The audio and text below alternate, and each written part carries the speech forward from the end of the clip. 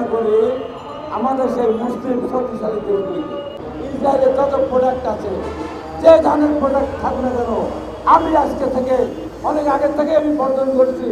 যেদিন থেকে ওরা আমাদের ফিলিস্তিনি ভাইদের অত্যাচার নির্যাতন শুরু করেছে, আজকে আমরা শপথ দেই ফিলিস্তিনি কোকা-কোলা খাই, আমি মনে করি হারাম খাচ্ছি।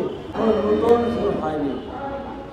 দীর্ঘদিন ধরে ফিলিস্তিনি যে নির্যাতন চলছে, গাজাদের যে ধ্বংসকার্য চলছে, সারা পৃথিবী চেয়েছে দেখছে।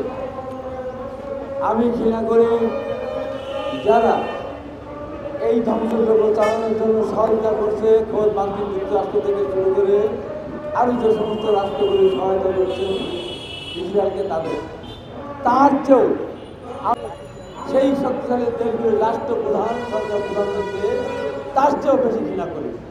কারণ এই সামান্য এই ইসরায়েলের এতটুকু একটা এলাকার মধ্যে আমাদের জনসংখ্যা নিয়ে পুরা মিডল ইস্টকে যেভাবে ধ্বংস করে চলেছে, মুসলিম রাষ্ট্রগুলি চেয়েছে দেখছে, তারা নিজেদের মধ্যে হানাহানিতে লিপ্ত রয়েছে।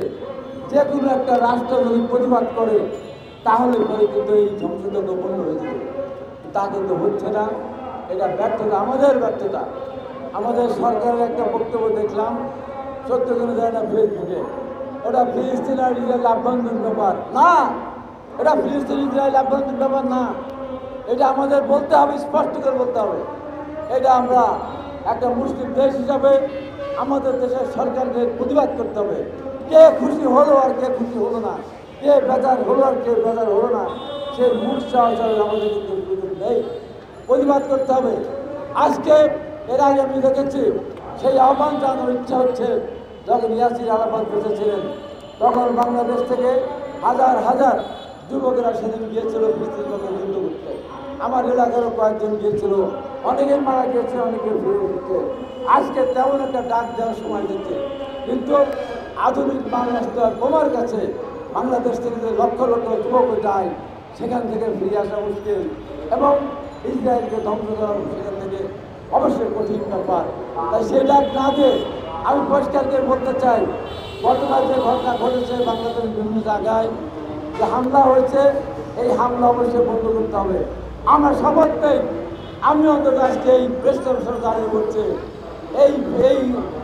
এইভাবে জুতা পরে মনে করে পায়ে একটা আগুনের একটা কুণ্ডলি নিয়ে আমি রাস্তায় হেঁটে বেড়াচ্ছি। আমরা শপথ নেই, সিদ্ধান্ত নেই, পৃথিবীর যত মুসলমান আছে ওদের বয়কট করি, ওদের পণ্য আমরা বয়কট করি, ওদেরকে আমরা ঘৃণা করি। আর যে সমস্ত দেশ সহায়তা করছে তাদেরকে বলতে চাই, আর কতদিন দেখবেন সমস্ত মানুষ মারা গেলে তারপরে শান্তি ফিরিয়ে আনবেন, তারপরে যুদ্ধ বন্ধ করবেন? যুদ্ধবিরতি চলছে, তারপরেও সেখানে হত্যা করছে। গতকাল শতাধিক নারী শিশুকে হত্যা করেছে। আমি আমার বক্তব্য বাড়াতে চাই না, সরকারকে বলবো সোচ্চার হতে হবে, আমাদের প্রতিবাদ করতে হবে। বাংলাদেশের মানুষ আজকে দলমত নির্বিশেষে রাস্তায় নেমে এসেছে, আমরা তার প্রতিবাদ করবো, তারা পৃথিবীর মানুষ প্রতিবাদ করবো।